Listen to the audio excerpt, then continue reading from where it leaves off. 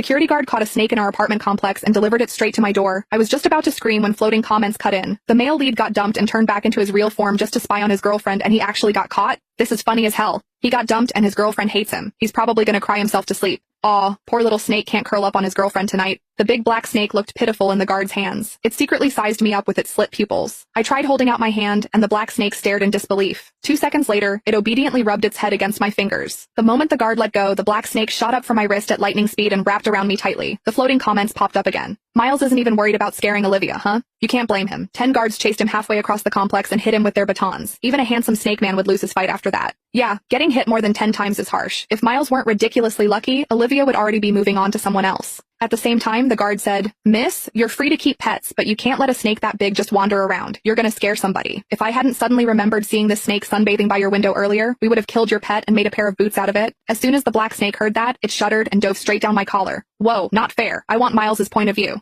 Me too. Talk about turning disaster into a win. Miles seriously lucked out. I tried to soothe the snake tucked against my chest, then hurried to grab the watermelon I had just bought and handed it to the guard.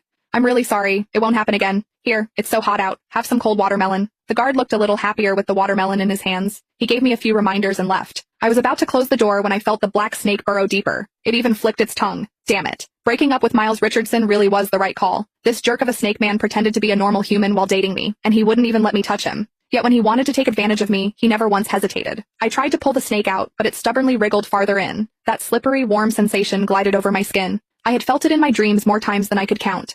Now, I seriously suspected those weren't dreams. The black snake refused to come out.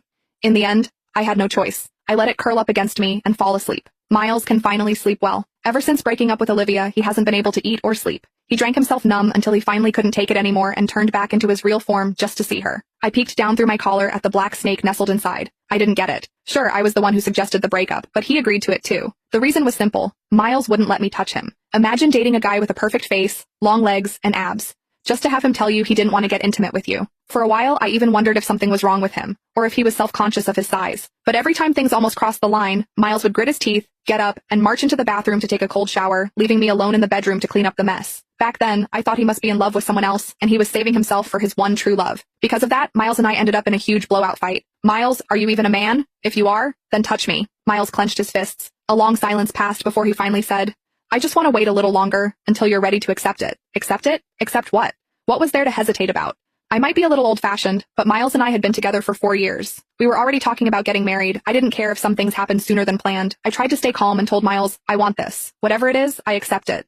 But Miles just held his head and crouched. "Just wait a little more." I had waited 4 years. That day,